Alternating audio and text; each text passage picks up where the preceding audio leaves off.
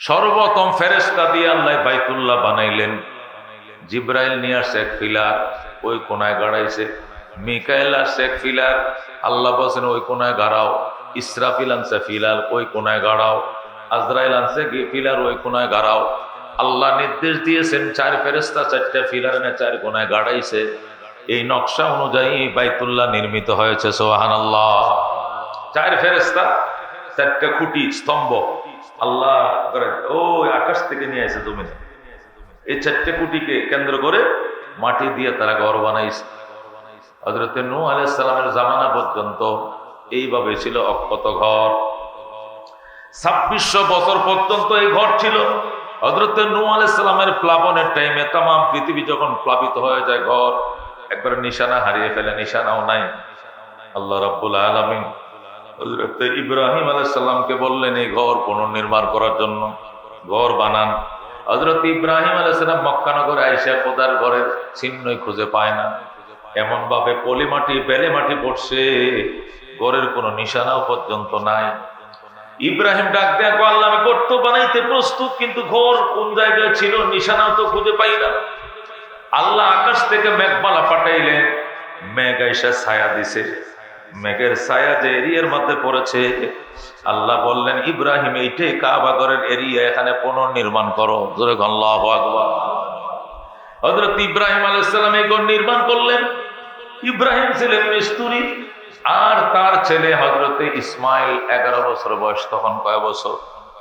11 বছরের ছেলে হযরত ইসমাইল ছিলেন যুগাইলে। যুগাইলে বুঝুন তো, সহকারী মিস্ত্রি। ইব্রাহিম ছিলেন মিস্ত্রি। ডাক দেয়, আল্লাহ ঘরের ম্যাপ পাইলাম, কোন জায়গা থেকে কোন জায়গা বানালো ম্যাপ তো পাইলাম, কিন্তু ঘরের মিটিএস কি হবে? কোন মিটিএস দিয়ে ঘর বানাও, মিটিএস এর কথা বলেন। আল্লাহ রাব্বুল আলামিন বললেন, ইব্রাহিম সেই তুর পাহাড় থেকে কিছু মাটি আনো, লেবানন থেকে কিছু মাটি আনো।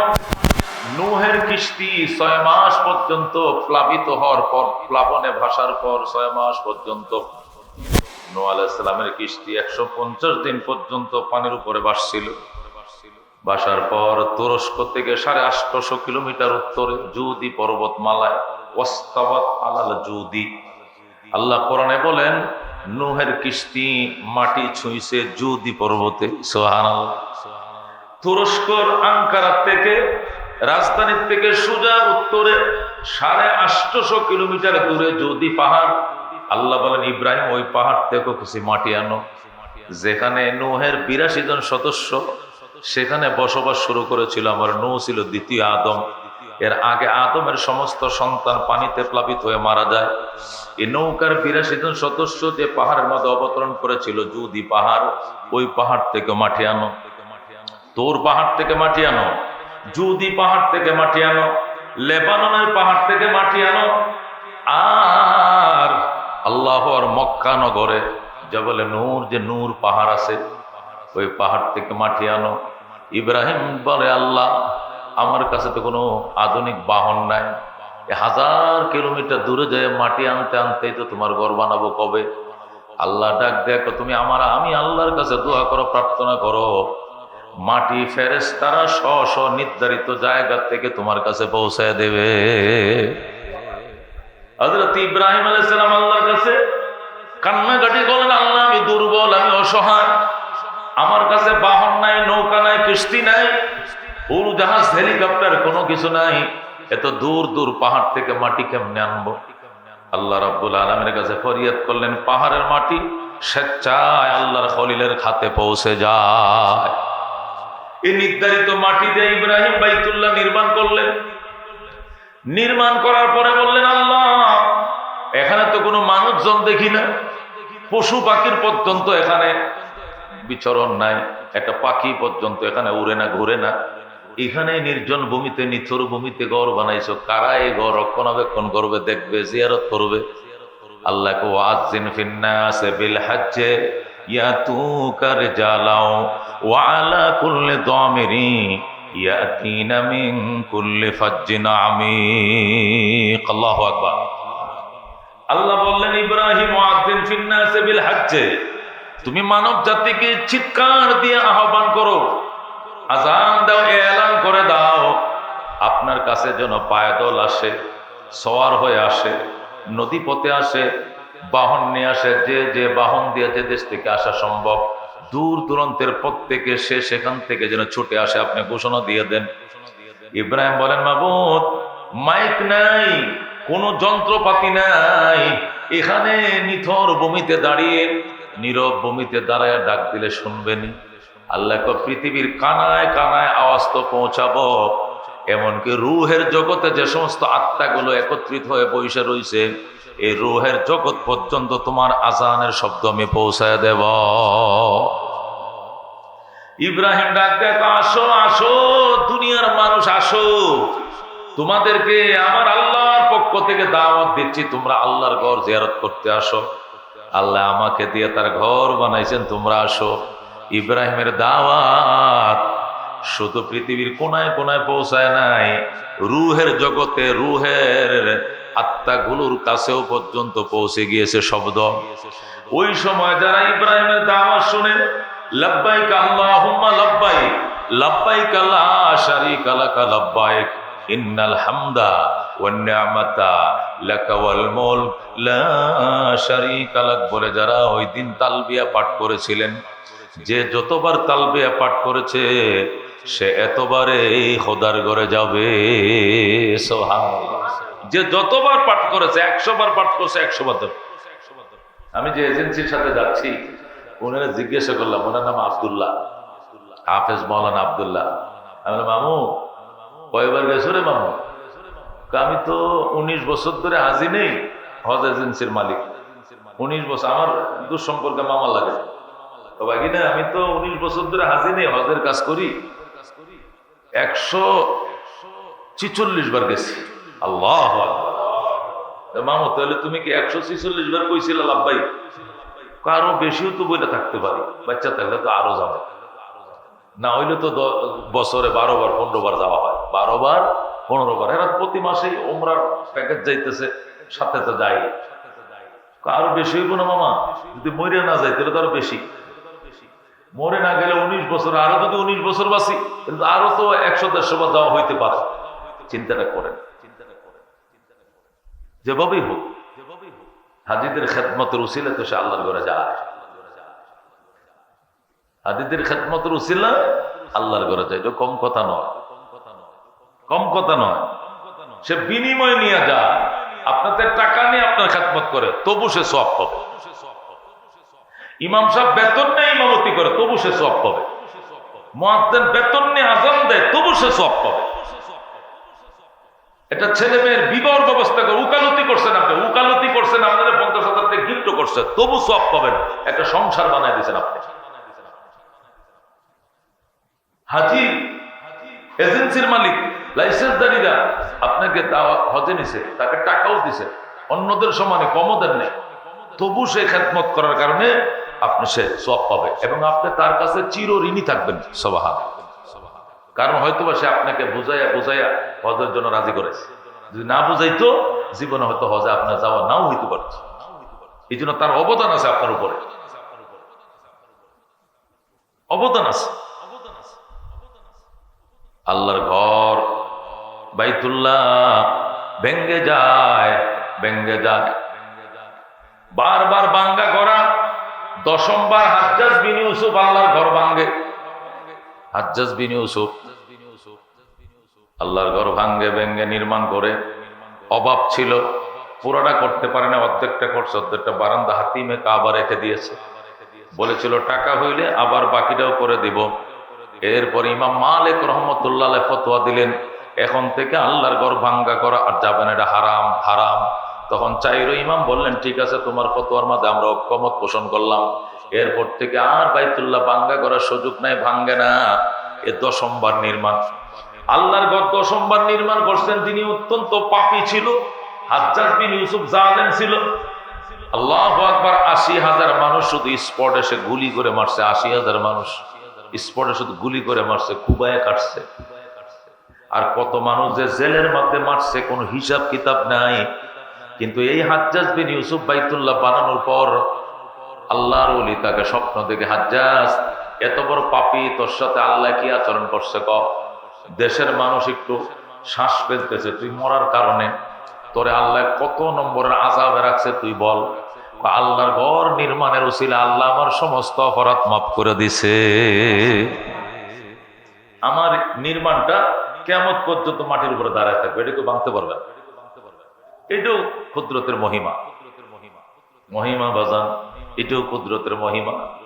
এই জন্য বন্ধু, আল্লাহর ঘর এটা দেখতে যায় হাজি, আল্লাহর ঘরটা দেখার সাথে সাথে এমন মহব্বত হয়ে যায়, খোদার কসম করে বলছি এই মিম্বরে বসে, খোদার ঘরটা নজরে পড়ার সাথে সাথে এমন মহব্বত হয়ে যায়, ঠাস করে নিজের অন্তর থেকে বউ বাচ্চা ঘর বাড়ি বাসা বাড়ি সব ভুলে যায়।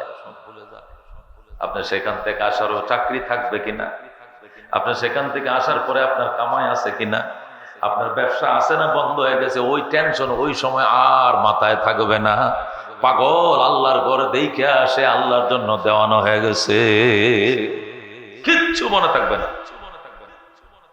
সে আল্লাহর ঘরের দিকে তাকায় থাকবে, আল্লাহর ঘরও তার দিকে তাকায় থাকবে।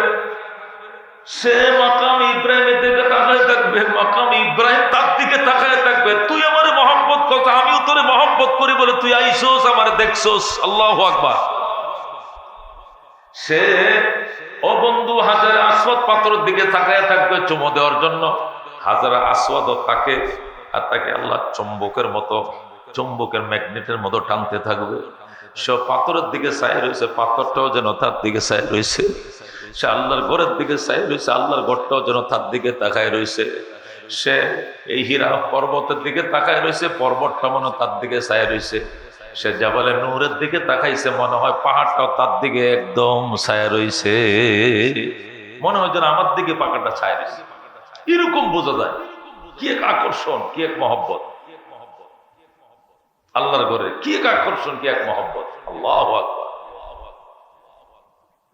আল্লাহর হাবিব সাল্লাল্লাহু আলাইহি সাল্লাম যে রাত্রে মদিনায় হিজরত করে চলে যাবেন, ওই রাত্রে কাফেররা তার ঘর ঘেরাও করে ফেলেছিল।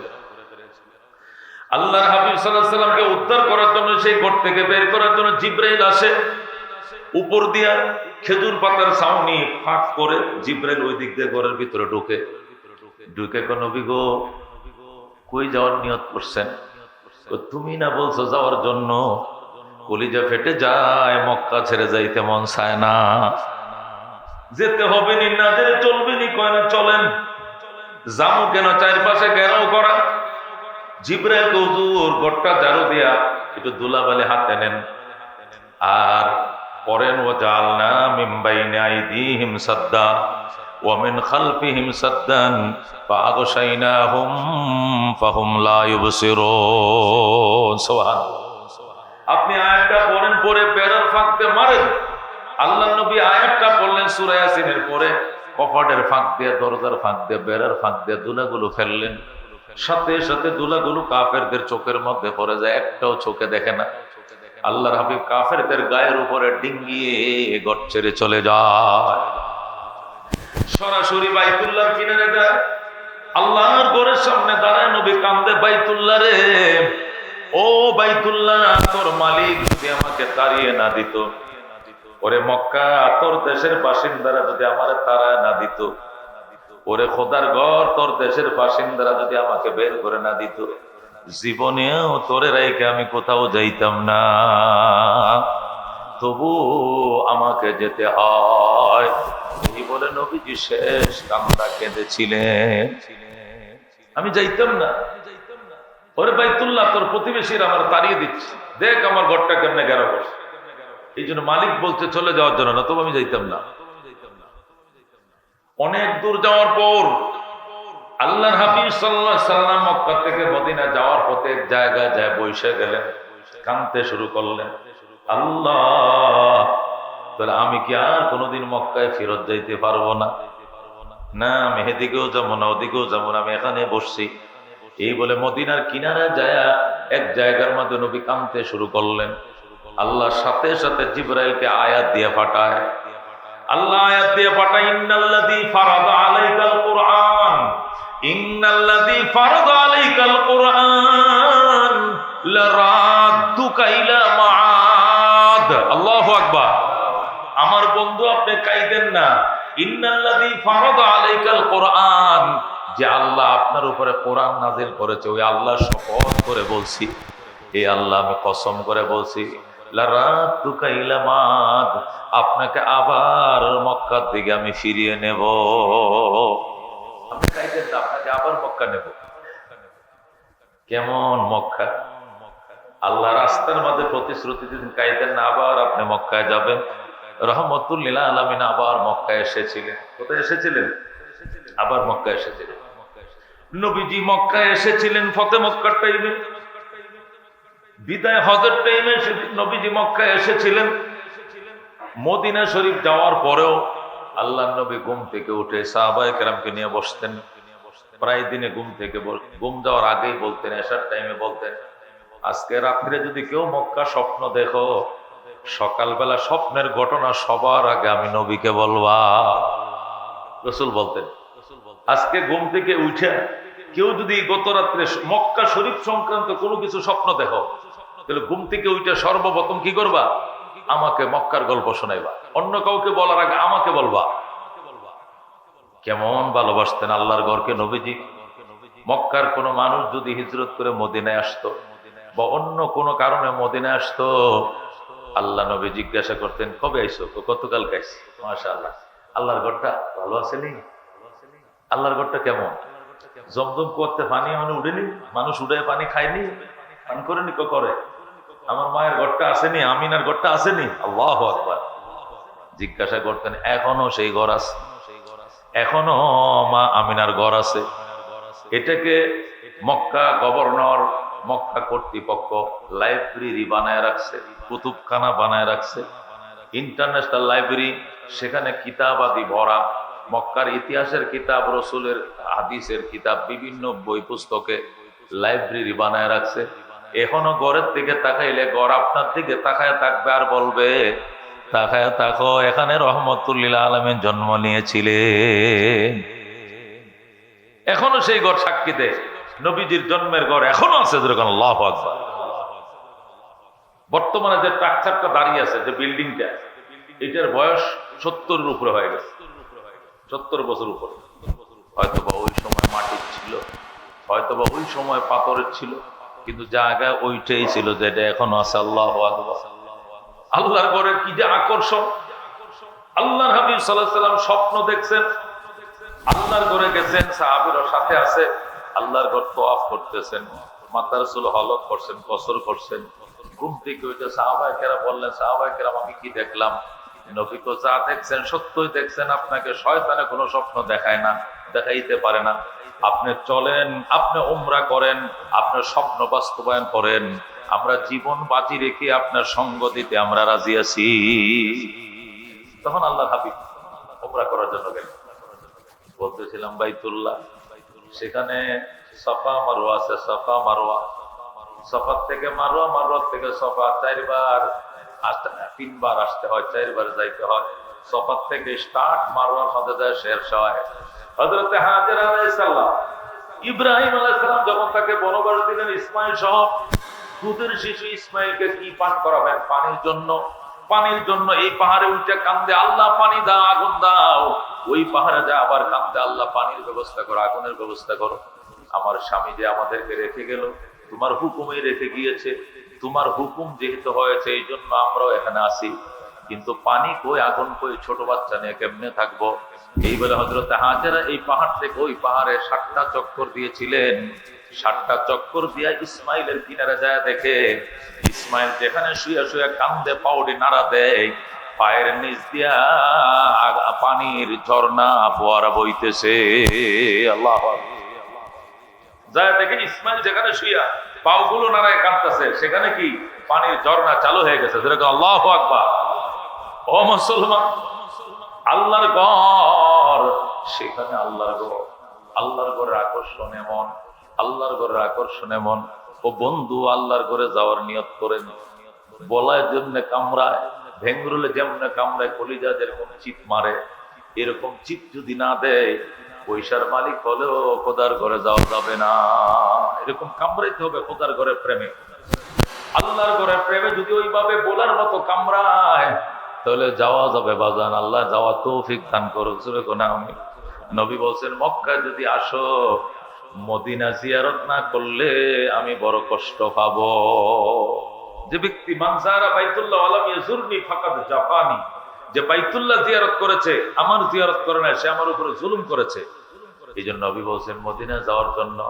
রাসূল বলছেন মানজারা কবরি ওয়াজাবাত লাহু শাফাআতি, আমার কবর যারা জিয়ারত করবে তার জন্য আমি নবীর সুপারিশ ওয়াজিব হয়ে যাবে। সুবহানাল্লাহ। আল্লাহর হাবিব বলেন আমার রওজার কিনারে দাঁড়াইয়া যদি কেউ সালাম দেয়, সামিতু নিজ কানে শুনি, ওয়া আলাইকুমুস সালাম ইয়া উম্মতি বলে আমি সালাম দেই, জোরে কোন আল্লাহু আকবার।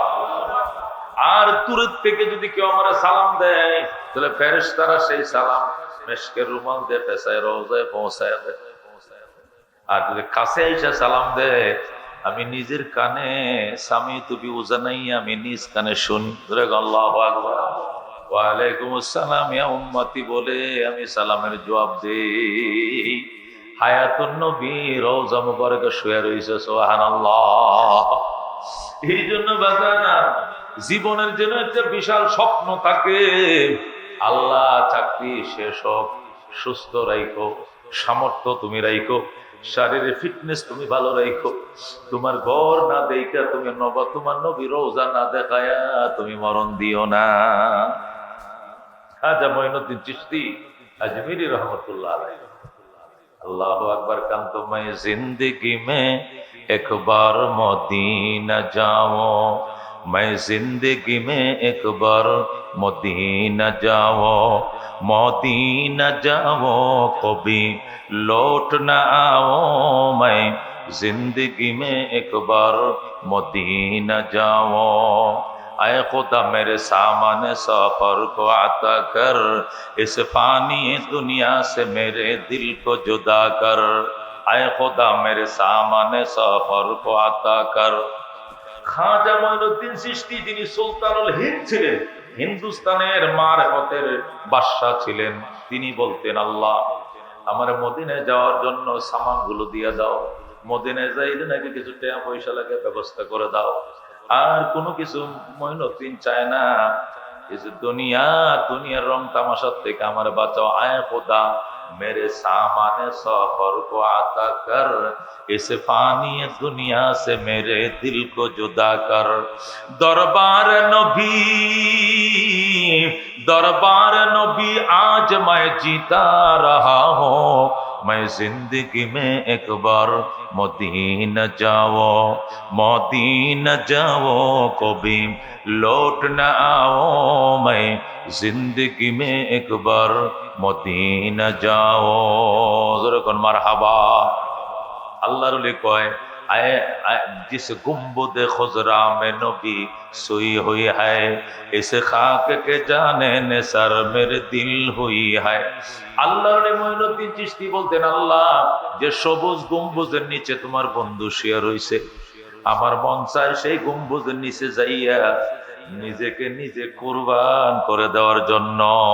আল্লাহু আকবার। আল্লাহ সে সবুজ গম্বুজের কিনারে আমার নাও, তোমার নবীকে সালাম দেওয়ার ভাগ্য তুমি আমারে দাও, আমি আর কোনো কিছু চাই না। ও বন্ধু এমন দেওয়ানা ছিল, এমন দেওয়ানা। ইমাম মালিক রহমতুল্লাহ আলাইহি মদিনার ইমাম, ইমামে দারুল হিজরত বলা হয়। মদিনার ইমাম ছিল ইমাম মালিক। নবীজির রওজার কিনারে বসে হাদিস পড়াইতেন। তো একবার ফরজ হজটা পালন করছে, আবার মক্কা যাইতে মন চায়, কিন্তু ডরে যায় না। মক্কা যদি যায় আর সেখানে মারা যায়, তাহলে লাশ তো আর মদিনায় পাঠাবে না, আমার মক্কা দাফন করবে। আমার জীবনের স্বপ্ন তো নবী রওজার কিনারে সুমুখ। সুবহানাল্লাহ। তো মক্কা হজ করতে গেলে যদি সেখানে মরে যাই, তাহলে তো লাশ তো আর মদিনায় পাঠাবে না, তাহলে আমার স্বপ্ন থেকে যাবে, নবীজির রওজার কিনারে শোয়া হবে না। এই জন্য ইমাম মালিক রহমতুল্লাহ আলাইহি একদিন নবীর স্বপ্ন দেখলেন। স্বপ্ন দেখে নবীরে জিজ্ঞাসা করেন, নবী গো আমি কয় বছর বাঁচবো দুনিয়াতে? কি লেগে যদি 2-3 বছর বাঁচি, হায়াত যদি লম্বা হয়, তাহলে এই বছরে হজে যাবো, যাই ঘুরে চলে আসবো, 2-3 মাস লাগবে। আর যদি অল্প দিনের মধ্যে মারা যায়, তাহলে মদিনা ছেড়ে আর কোথাও যাবো না, কন আর কতদিন বাঁচবো? এই কথা বলার সাথে সাথে আল্লাহ নবী মুখটা একটু কালো করে ফেললেন। চেহারাটা মলিন করে ফেললেন। আর মালিক থেকে চেহারাটা অন্যদিকে ফিরে গেলেন, ফিরাইয়া 5টা আঙ্গুল দেখাইলেন। কয়টা আঙ্গুল? 5টা আঙ্গুল দেখাইলেন, দেখে চেহারাটা মলিন করলেন, অন্যদিকে চেহারা ফিরিয়ে নিলেন। ইমাম মালিকের ঘুম ভেঙে যায়। তো কি দেখলাম? একটা নবীরে দেখছি একটু অসন্তুষ্ট, আবার দেখলাম চেহারাটা আরেকদিকে ফিরিয়ে নিছে, আবার দেখলাম 5টা আঙ্গুল দেখাইছে। 5টা আঙ্গুল কি 5 বছর বাঁচবো না? 5 বছর বাঁচবো না 5 মাস বাঁচবো না 5 দিন বাঁচবো? এটা কি হইল? ইমাম মালিক রহমতুল্লাহ আলাইহি এই স্বপ্নের ব্যাখ্যাও বুঝতে পারতেছে না। স্বপ্নের বিখ্যাত ব্যাখ্যাবিদ ছিল ওই দেশে। ওই ব্যাখ্যাবিদের কাছে ইমাম মালিক তার গোলামকে পাঠাইছে। পাঠায়, আমি যে স্বপ্ন দেখলাম স্বপ্নের কি ব্যাখ্যা জেনে আসো। লোকটা যায়, আমার ইমাম মালিক স্বপ্ন দেখছে আল্লাহ নবী তার 5টা আঙ্গুল দেখা চেহারাটাকে ফিরে মলিন করে নিছে, তার ব্যাপারটা কি? ওই স্বপ্নের ব্যাখ্যাবিদ বলে, শোনো, আল্লাহ নবী এই জন্য চেহারাটা মলিন করছে, 5টা জিনিসের এলেম আল্লাহ ছাড়া অন্য কেউ জানে না, নবী নিজেও জানে না 5টা জিনিসের এলেম। ওই 5টা জিনিসের একটা হলো মরণ কার কবে হবে। এইটা নবীর কাছে জিজ্ঞাসা করলো কেন? এই জন্য নবী বড় কষ্ট পাইছেন, চেহারাটাকে মলিন করে অন্যদিক চেহারাটা ফিরে নিছেন। 5টা আঙ্গুল দেখাইছেন এই জন্য।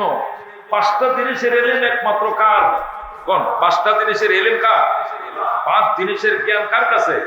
এটা একমাত্র আল্লাহর কাছে। পৃথিবীর অন্য কেউ এই 5টা জিনিসের জ্ঞান রাখে না। আল্লাহ কোরআনের মধ্যে বলেছেন, ইন্নাল্লাহা ইনদাহু ইলমুস সাআ ওয়া ইউনাজ্জিলুল গায়সা ওয়া ইয়ালামু মা ফিল আরহাম ওয়া মা তাদরি নাফসুম মাযা তাকসিবু গাদা ওয়া মা তাদরি নাফসুম বিআইয়ি আরদিন তামুত ইন্নাল্লাহা আলিমুন খাবীর। আল্লাহু আকবার। আল্লাহ বলেন, ইন্নাল্লাহা ইনদাহু ইলমুস সাআ, নিশ্চয়ই আল্লাহর কাছে কিয়ামতের খবর। কিসের খবর? কিয়ামত কবে হবে এটা একমাত্র কে জানে? আল্লাহ জানে। ইন্নাল্লাহা ইনদাহু ইলমুস সাআ, নিশ্চয়ই আল্লাহর কাছে রয়েছে কিয়ামতের সংবাদ। ওয়া ইউনাজ্জিলুল গায়সা, কবে বৃষ্টি হবে, কবে রোদ হবে এটা কেউ জানে না, একমাত্র কে জানে? আল্লাহ জানে। ওয়া ইয়ালামু মা ফিল আরহাম, মায়ের পেটের ভিতরে সন্তান আছে কি নাই, হবে কি হবে না, ছেলে হবে না মেয়ে হবে, এইটা দুনিয়ার কেউ জানে না, একমাত্র কে জানে? আল্লাহ। ওমা তাদরি নাফসুম মাযা তাকসিবু গাদা, কেউ জানে না আগামীকালকে সে ধনী হবে না গরিব হবে, ব্যবসায় তার লাভ হবে না লস হবে, ভবিষ্যতে তার সুখ হবে না দুঃখ হবে, পয়সা কামাবে না পয়সা খরচ করবে, কেউ জানে না, একমাত্র কে জানে? ওমা তাদরি নাফসুম বিআইয়ি আরদিন তামুত, আর কেউ জানে না, কোনো নফস জানে না, কোনো মানুষ জানে না কোন দেশে সে মারা যাবে, কোথায় সে মারা যাবে। এই 5টা জিনিসের এলেম একমাত্র কার? ওই 5টা জিনিসের এলেম একমাত্র আল্লাহর। এই 5টার 5 নম্বরটা হলো মানুষ কবে মারা যাবে, এই এলেম একমাত্র আল্লাহ জানে, অন্য কেউ জানে না। যে জিনিসের এলেম একমাত্র রিজার্ভ আল্লাহর কাছে, ওই এলেম তুমি আমার থেকে নিতে আসলা কেন, আমারে জিজ্ঞাসা করলা কেন? এই জন্য নবী ওই আয়াতের 5টা জিনিসের থেকে ইঙ্গিত করে 5টা আঙ্গুল দেখাইছে আর বুঝাইছে এই 5 জিনিসের এলেম আমার আল্লাহ ছাড়া আর কেউ জানে না।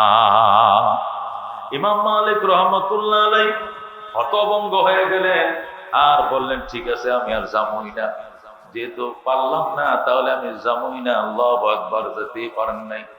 ইমাম আবু হানিফা রহমতুল্লাহ আলাইহি প্রতি বছর আল্লাহর ঘরে যাইতেন। বুজুর্গানে দিন প্রতি বছর আল্লাহর ঘরে যাইতেন। আল্লাহর ঘরের আকর্ষণ, রওজা মুবারকের আকর্ষণ, এটা ঈমানের আকর্ষণ, ঈমানের আকর্ষণ। আল্লাহ রাব্বুল আলামিন আমাদেরকে জীবনে একবার হলো হজ বা উমরা করার তৌফিক নসিব করুক, যেরকম আমিন। আউযু বিল্লাহি মিনাশ শাইতানির রাজীম। বিসমিল্লাহির রহমানির রহিম। إن أول بيت وضع للناس للذي ببكة مباركا وهدى للعالمين. وقال رسول الله صلى الله عليه وسلم من لم يمنعه من الحج حاجة ظاهرة أو سلطان جائر أو مرض حابس أو مرض حابس أو سلطان جائر فمات ولم يحج فليمت إن شاء يهوديا وإن شاء نصرانيا صدق الله المولانا العظيم وصدق رسوله النبي الكريم ونحن على ذلك لمن الشاهدين والشاكرين والحمد لله رب العالمين إن الله وملائكته يصلون على النبي يا أيها الذين آمنوا صلوا عليه وسلموا تسليما اللهم صل على سيدنا مولانا محمد وعلى آل سيدنا مولانا محمد بلغ العلا بكماله كشف الدجى بجماله حسنت جميع خصاله صلوا दिन की सूरज डूब रही है हम लोगों के सामने रोज़ महशर क्या जवाब होगा मुस्तफ़ा के सामने बलगल उला बिकमालिही कशफत दुजा बिजमालिही हसनत जमीअ खसालिही सल्लो मोहब्बत शत ला इलाहा इल्लल्लाह ला इलाहा इल्लल्लाह ला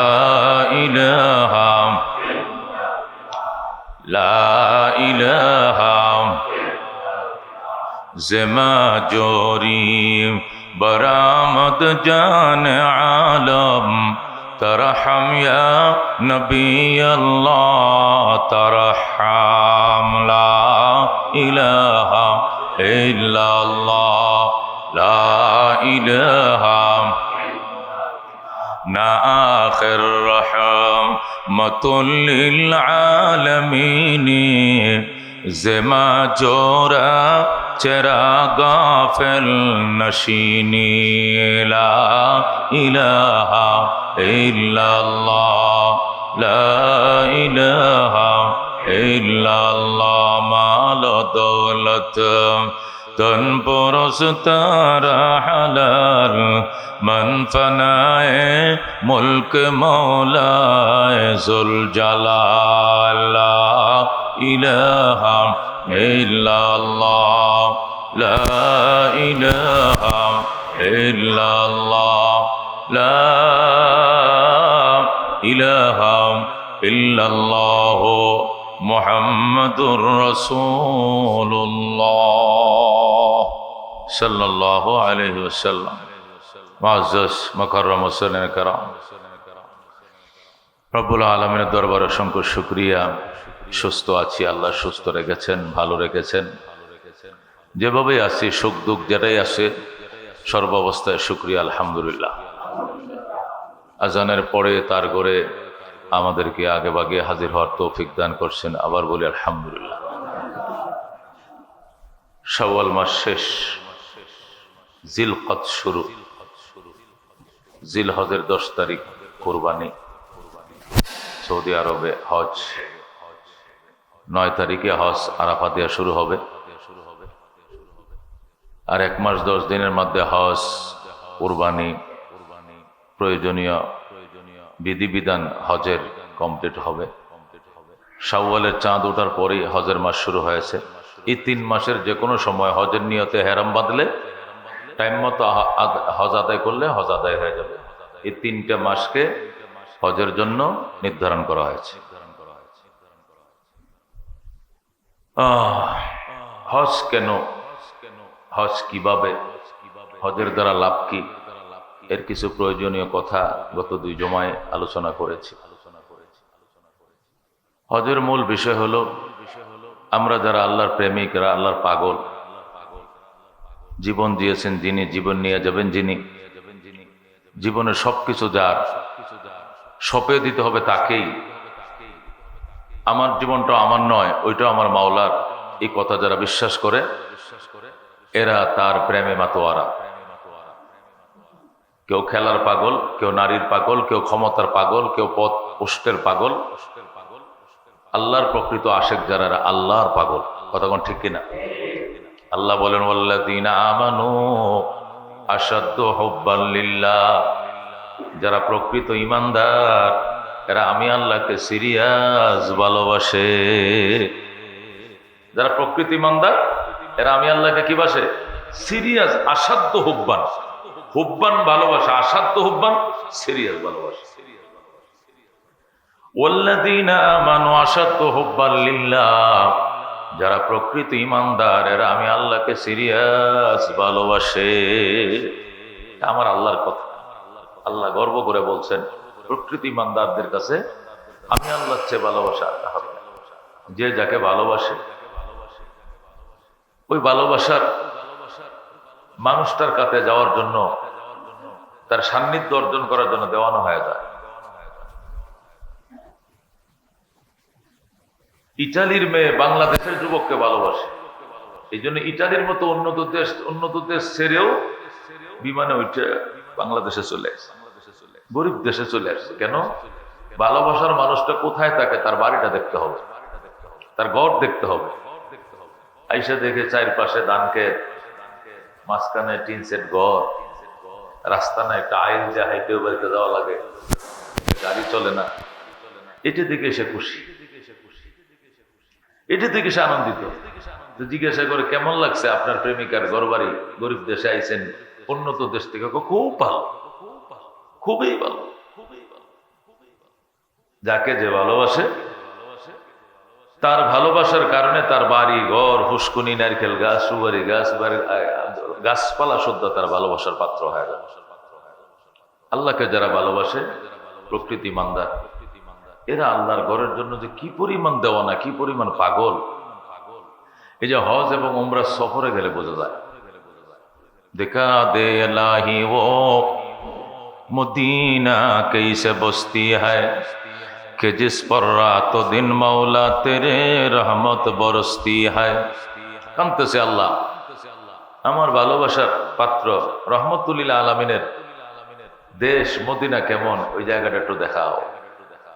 জেনহার হামেশা তোমার রহমতের বাড়ি দ্বারা বর্ষিত হয়, আমি সেটি দেখতে চাই। साहिल से लगा दे मुझे इश्कों का सफीना, आंखों से दिखा दे मुझे मक्का ও মদিনা। আল্লাহ, আমার প্রেমের নৌকা মদিনার ঘাটে লাগাও, কাবার ঘাটে লাগাও, নিজ চোখে দেখার তৌফিক দাও মক্কা কাকে বলে, মদিনা কেমন। যেরকম সুবহানাল্লাহ, এটা মহব্বত।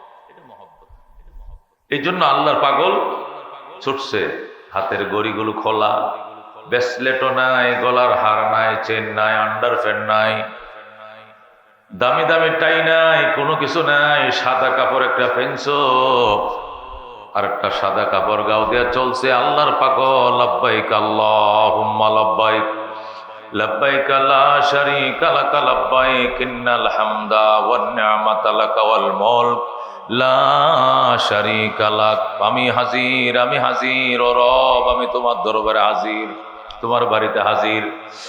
সকল প্রশংসা তোমার, ক্ষমতাও তোমার, নিয়ামতও তোমার, তোমার কোনো অংশীদার নাই, পার্টনার নাই। তোমার দরবারে আমি হাজির, আমি হাজির। যেরকম সুবহানাল্লাহ। কত প্রেম, কত ভালোবাসা থাকলে এগুলো পাগলের মতো বলতে থাকে। সাহাবায়ে কেরাম নবীকে প্রশ্ন করলেন, মাল হাজ্জু ইয়া রাসূলুল্লাহ, নবী গো হজের বৈশিষ্ট্যটা কি? হাজি যখন হজ করতে যায় তখন তার দেহের ভিতরে এর বৈশিষ্ট্যটা কি ফুটে ওঠে, একটু বলবেন? রাসূল বলেন, আল হাজ্জু আল হাজ্জু ওয়াশ-শাজ্জু, আল হাজ্জু আল হাজ্জু ওয়াশ-শাজ্জু। রাসূল বলেন, হজ হলো পরাগন্দা বদন, পরাগন্দা ভাল। উর্দুতে, বাংলায় বলে হজ বলা হয়, হজের বৈশিষ্ট্য হলো এলোমেলো চুল, এলোমেলো দেহ। এলোমেলো চুল, এলোমেলো দেহ, দেহের মধ্যে সুগন্ধি মাখা যায় না, সুগন্ধিময় সাবান দিয়ে গোসলও করা যায় না, আতরও মাখা যায় না, চুলগুলো তেল দিয়ে ভাঁজ করা যায় না, সিটি তোলা যায় না, আশ্রানো যায় না। শরীরটা একটা পাগলের মতো, মাথার চুল বাতাসে উঠতেছে পাগলের মতো দেওয়া না, সিটি করা যাবে না, সুগন্ধি তেল মাখা যাবে না, আশ্রায়া সাজা যাবে না, ফুটানো দেখানো যাবে না। তুমি যে পাগল এটা তোমার দেহেও যেন সাক্ষী দে, তুমি যে পাগল এটা তোমার কাপড়ও যেন সাক্ষী দে, তুমি যে পাগল এটা তোমার মাথার চুলেও যেন সাক্ষী দে আমি পাগল। আল্লাহু আকবার। পাগলের কি জিন্দিগি, কি রাস্তায় শুয়ে রয়েছে, কি রে এটা রাস্তায় শুয়ে রয়েছে, পাগল তো শুয়ে থাকবো, পাগলের কোন বাড়ি ঘর আছে? আল্লাহ বলে আমার পাগলও এমন, সে আল্লাহর বাড়িতে যায়, আল্লাহর ঘর দেখবে। আল্লাহু আকবার। আল্লাহর ঘর কি মনে করছে? আল্লাহ কয় ইন্না আউওয়ালা বাইতিন উদিয়া লিন-নাস, নিশ্চয়ই সর্বপ্রথম ঘর যেটি মানব জাতির কল্যাণের জন্য তৈরি করা হয়েছে, লাল্লাযী বিবাক্কাতা, ওইটা ওই ঘর যেটা বক্কা নামক এলাকা আল্লাহ তৈরি করেছেন। আল্লাহ রাব্বুল আলামিন বলেন পৃথিবীর সর্বপ্রথম ঘর যেটি মানুষের কল্যাণের জন্য আল্লাহ তৈরি করেছেন সেটি হলো বক্কায়, লাল্লাযী বিবাক্কাতা। বাক্কা কাকে বলে? বাক্কা আরবরা জাহিলি যুগে এই জায়গার মধ্যে মূর্তি রেখে চারদিকে ঘুরত। ওই বাক্কা নামক মূর্তি রাখার কারণে ওই এলাকাটাকে বাক্কা বলে। কোন কোন মুফাসসিরিনে কেরাম বলেন বাক্কার অর্থ হলো, বাক্কার টার্গেট হলো আল্লাহর ঘরের চৌহদ্দির ভিতরে যে জায়গাটা, এটাকে বাক্কা বলা হয়। আর এর বাহিরে যে আশপাশে যে পুরো টাউনটা, ওটাকে মক্কা বলা হয়। আল্লাহকে ওই ঘর যেটি মানুষের কল্যাণের জন্য সর্বপ্রথম প্রভ তৈরি করেছেন সেটি হলো বাক্কা নামক এলাকায়, ওই কাবা ঘর। আল্লাহ বলেন হুদাল লিন-নাস, আল্লাহ ইন্না আউওয়ালা বাইতিন উদিয়া লিন-নাস লাল্লাযী বিবাক্কাতা মুবারাকান ওয়া হুদাল লিল আলামিন। এই ঘরটি হুদা, এইটি হলো মুবারক মানে বরকতময়, বান্দা আল্লাহর পয়ারা বান্দা বান্দীদের জন্য বরকত এনে দিবে। এখানে এসে আল্লাহর বান্দা একবার সুবহানাল্লাহ বলবে 1 লক্ষ সুবহানাল্লাহ সওয়াব পাবে। এখানে আল্লাহর বান্দা এসে 1 রাকাত নামাজ পড়বে 1 লক্ষ রাকাতের সওয়াব পাবে। এখানে এসে কোরআনের একটা আয়াত পড়বে 1 লক্ষ আয়াত পড়ার সওয়াব পাবে। এখানে এসে আল্লাহর কোরআন একবার খতম পড়বে 1 লক্ষ খতমের সওয়াব তাকে লিখে দিবেন আমার আল্লাহ। এই জন্য আল্লাহ বলে সর্বপ্রথম ঘর যেটি আল্লাহ বানিয়েছেন মানুষের কল্যাণের জন্য সেটি হলো বক্কায় মানে মক্কায়। আল্লাহু আকবার। মুবারাকান, এই ঘর বড় বরকতময়, ও হুদাল লিল আলামিন, আর এই ঘর জগৎবাসীর জন্য দিশা এনে দিবে। হুদাল লিন-নাস বলেন নাই, হুদাল লিল আলামিন, পুরা জগৎবাসীর জন্য পথ প্রদর্শক এই ঘর। সুবহানাল্লাহ। মুফাসসিরিনে কেরাম বলেন আল্লাহর ঘর এমন পথ প্রদর্শক, এটা মানব জাতির জন্য আল্লাহ বলে হুদাল লিল আলামিন বলছেন, জগৎবাসীর জন্য পথ প্রদর্শক। বুঝতে হবে জগৎবাসীর জন্য কেমনে পথ প্রদর্শক। একটা পাখি যদি হারিয়ে যায়, বাংলাদেশে একটা পাখি, সেই কিশোরগঞ্জের হাওরের মধ্যে গেছে পুঁটি মাছ খাওয়ার জন্য, একটা বক পাখি গেছে পুঁটি মাছ খাইয়া, গাজীপুরের জঙ্গলে থাকে সে, সেখান থেকে গেছে পুঁটি মাছ খাওয়ার জন্য বাড়ি অঞ্চলে হাওরে। ওই মিঠাবন পাহাড়ে গেছে, বক পাখি মাছকে পেট ভরে, আবার সে যখন গাজীপুরের আল্লাহ শ্রীপুরের জঙ্গলের দিকে ফিরছে, রওনা করছে, তখন রাস্তা হারিয়ে ফেলছে। সে গাজীপুরের রাস্তা পায় না, রাস্তা খুঁজতেছে, বলতে মালিক পেটের খোদায় আহার করার জন্য এসেছিলাম কিশোরগঞ্জের হাওরে, সুনামগঞ্জের হাওরে, এখন তো আমি বাসার সন্ধান হারিয়ে ফেলেছি, আমাকে পথ দেখাও। আল্লাহর ঘর মক্কা থেকে তারে পথ দেখায়, বলবে ডাইনে যাও, বামে যাও, সোজা যাও, সোজা গেলে তোমার বাসা তুমি খুঁজে পাইবা।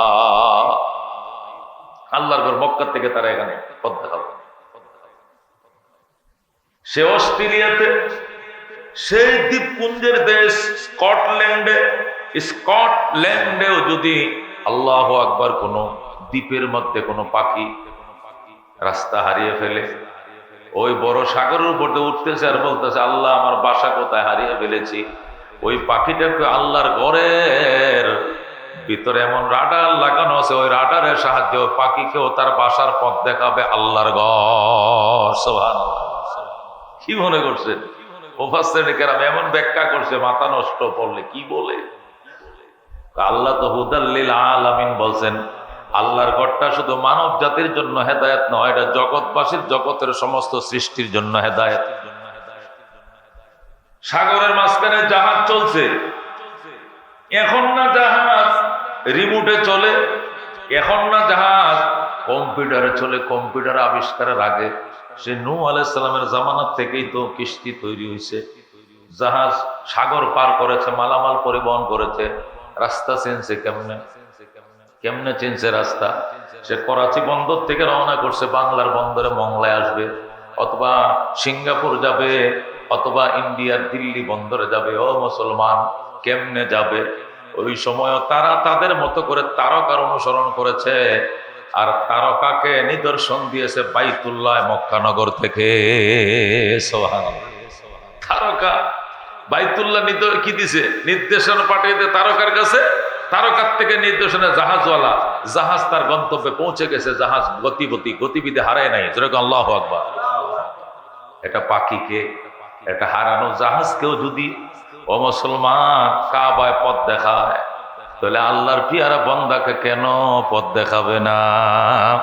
এই জন্য মানুষ দুনি মনে প্রাণে, মানুষ যদি নিজের কায়ে মনোবাক্যে আল্লাহর দরবারে, আল্লাহর ঘরে যায় যদি বলে, আল্লাহ আমি পথ হারিয়ে জীবনের 60টা বছর এলোমেলো জীবন যাপন করেছি, পথ হারিয়ে এলোমেলো ভাবে জীবনের 65টা বছর কাটিয়ে দিয়েছি, এখন তোমার ঘরে এসেছি, আমারে পথের দিশা দেখাও। আল্লাহ অঙ্গীকারবদ্ধ, এই ঘর জিয়ারতের উসিলায় বাকি জীবন তুমি পথের হেদায়েতের দিশা নিয়ে চলবা। আল্লাহ হেদায়েতের দিশা নিয়ে চালাবে। হযরতে আদম আলাইহিস সালাম এই ঘর বানাইলেন,